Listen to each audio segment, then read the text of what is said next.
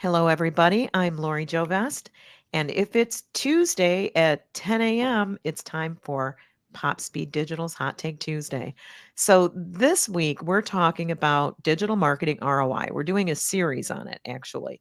So keep coming back. Next Tuesday, we'll be on the similar subject. A lot of people talk about how they don't get results from their digital marketing. And it's really interesting to us because having done this for what the company's been around, I think 6 years now, 6.5 years, Yeah, Kylie. sounds about And right. when we are allowed to do our thing in the way we know that works, we get results. And so, what we're doing with these live events is sharing what we do and kind of how we do it. So you can understand, there's a method to our madness, right, Kylie? And Always a we're method. talking about websites today. We see a lot of websites, and we also see a lot of ways of handling the creation of websites. And I just ran into this last week. There is a company out of India that's doing websites for like 175 bucks. Mhm. Unbelievable. Some people are happy with those websites, but we had a client come to us and say, "Ooh, I tried it. I didn't like it." And Yeah. what happened was she paid her money and she got a website, but the website could be for anybody. The website was so generic and loaded up with stock images that it you could have kind of assigned it to any company and they could have said it was theirs. So there was Right. nothing unique or distinctive. So we're creating a website for her, and no, it's not $175, but it will perform much better for her than the one that was produced by the company in India. And Mhm. now she has two friends who use this company for their websites and they're perfectly happy. But she's a higher level business with a higher level, higher budget totals, thing. And she wants to build a reputation for herself. And that starts with a solid build of your website with, the three things that Kylie has called out here are really important. So, Kylie, let's talk about what we're going to talk about now Yeah, that I've so already done a lot basically of talking. right. No, so basically what we wanted to go over today is the three pillars really of a good website and what to consider when you're kind of entering the process of a website build. So first and foremost is user experience. We're going to talk about why that's so important, really what that means, and dig into that a little bit deeper. Once user experience, UX, what it's otherwise known as, is kind of solidified and you know the direction you're taking that in, you need to fully proof and test the entire website. So Hmm. every little corner that maybe you look at and you're like, nobody's ever going to visit this or nobody's ever going to click here, somebody Yep. might, and you want it to work. So everything needs to be proofed, vetted, and tested. And then finally, pretty matters. We live in a world where everybody values aesthetics, and websites are absolutely no exception to this rule. Yep. It matters. Yeah. Um, Here's the thing about UX. We're going to bounce into UX first. Hmm. User experience is something that a lot of people don't consider. They don't consider their audience. And actually, there are people who get their degrees from like University of Michigan in user experience. That Hmm. level of user experience is what goes into those, brand pages. When you get a Kodak or a Kellogg's or, those kinds of companies, there's weeks and weeks and weeks spent on the user experience. How can it be easier for the user to engage with? How can we be sure that we're getting the messaging across in the right way that they will hear? And one of the things that we see with a lot of our clients is they know what they want. And unfortunately, sometimes we have to kind of help push them into the direction where they're allowing us to create something that their customers want. And Hmm. that's so important. And that's our job. That's one of the reasons you Hmm. bring us in, is to make sure that your website is fully functional for the end user, not just, what you think it should look like because you know what you want to promote. There's a Right. real difference between what you want to promote and maybe what your audience wants to engage with. So, Right. Kylie, what do you have to add to that? I think This list is strategic, right? So UX is at the top of the list. One thing that just comes to mind for me is you'll see a lot of pretty, quote unquote, pretty websites Hmm. that do not provide a good user experience. And I think that that just goes to show the reasoning for this ranking here, right?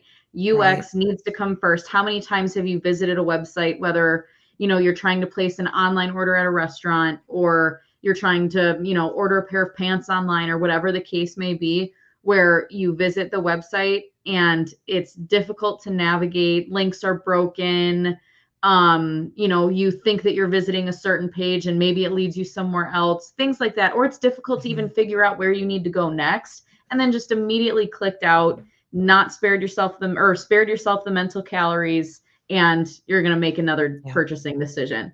And I think Yeah. that's a really important thing for anybody in the market for a new website to consider first and foremost, is the amount of business lost based on poor UX on websites. Yeah. I mean, we've dealt with some, some really wonderful ad agencies too. And what happens in a lot of cases is people want things to be cool. I used to work Mm-hmm. for a guy and everything had to be cool.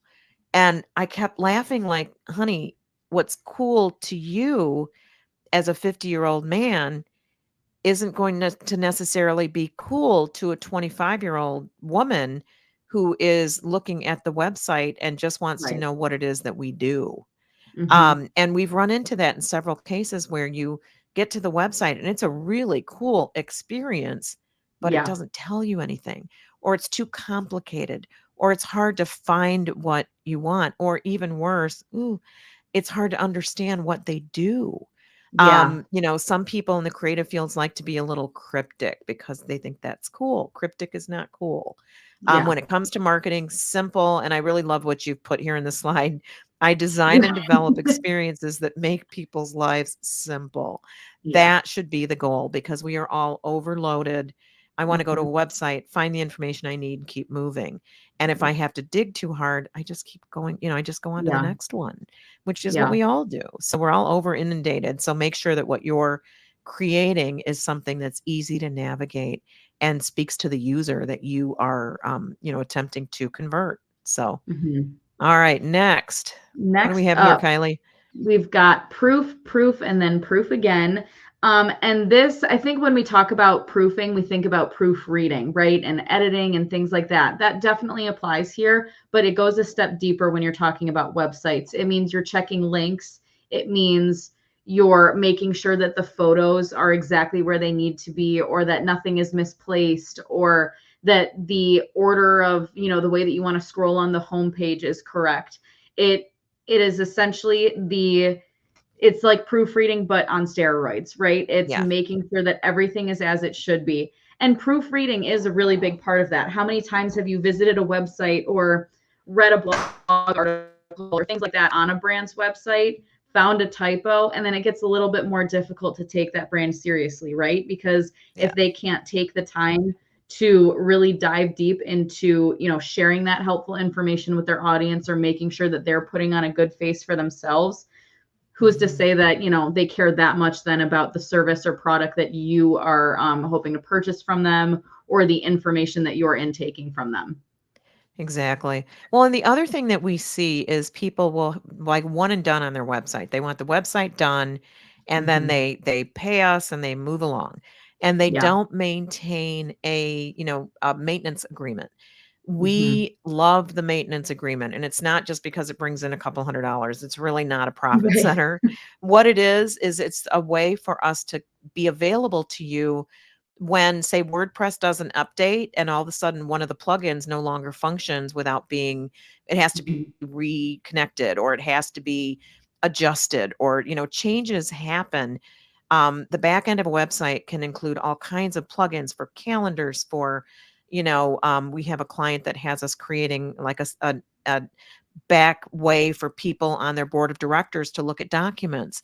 There's a lot of different Hmm. complexities that use plugins and different types of fixtures, for lack of a better word, to make things happen on the front end. And when we actually had a client that called us, I think it was 6 to 8 months after we had done the website, and they needed a change. They needed somebody, a new sales rep to be added to their directory, and they were having a difficult time with it. Well, I went to the front page of the website and there was a giant queue. They had been hacked, and nobody looks at their website. Nobody on their team looks at their website. So Right. they didn't even know that they had been hacked. So it really does pay to add a couple $100 to your budget for updates and allow us to do the updates. We can teach you how to do it. But if you Mhm. have us on, on a retainer, then we're more likely to, be able to fix things as soon as they happen and be Right. notified of, things that are, new updates that come along that might impact what's showing on the front end of your website. So, Mhm. maintenance agreements, QA, very, very important to having a website that actually gives you an ROI. So, that's really important. If Yeah, it's not functioning absolutely. properly, you will miss opportunities. And Last next, but not pretty, pretty, least, pretty. pretty, pretty, pretty. Pretty matters so much. And I think there are some universal things with websites in particular that we know are pretty, right? You want sufficient white space to where too much text isn't overwhelming, or there's so many different colors going on that your brain gets distracted and then you like lose sight of the purpose of the website, what they're trying to sell or communicate to their audience. And I think when it comes to pretty and aesthetics on website, it really comes down to finding that perfect fusion of white space and like colors that match the brand and like aesthetics that really communicate what the brand is doing without Hmm. being too much. Right. Yes, it Yeah. can be overwhelming. Yeah. If you, and what we see a lot too is we just see too much text. Yeah. People We have a see a lot of lot of things that they want to see. Their, all the messaging that they've ever, come up with, they want it all there. When yeah. in reality, maybe your consumer only responds or responds best to these three messaging paths. So you Mhm. use three headlines to Mhm. grab whoever, whatever it is that their priority is, you want to make sure you cover it. But if you include, this much copy about that first point, they're never going to get Right. to the second, third, or fourth. Exactly. So too much copy is overwhelming and will encourage people to move away. Yeah. Um, Too little copy can do the same thing. Make sure you're Yeah. actually explaining in a straightforward way what it is that you do so that they know what to do next or where to go next to find Mhm. the information they need. So, pretty is important. QA and maintenance is important. UX is important. There's a lot of other things that are important, but those are Yeah. the top three that we wanted to talk about today. So, Mhm. if you'd like us to take a look at your website and give you some suggestions, some input into what you could do to improve it, go to popspeeddigital.com, grab that contact form, fill it out, and we'll get in touch with you. Happy to do a half hour, over Zoom audit of your social media and your website, whatever you feel you want us to review, and we can help create something that really represents who you are and gives you a return on investment on your web development dollar. So that's what we Absolutely. have for you today.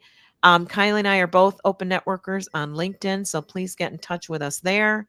And we will see you next Tuesday for another hot take. Take care. Perfect. Bye, everybody.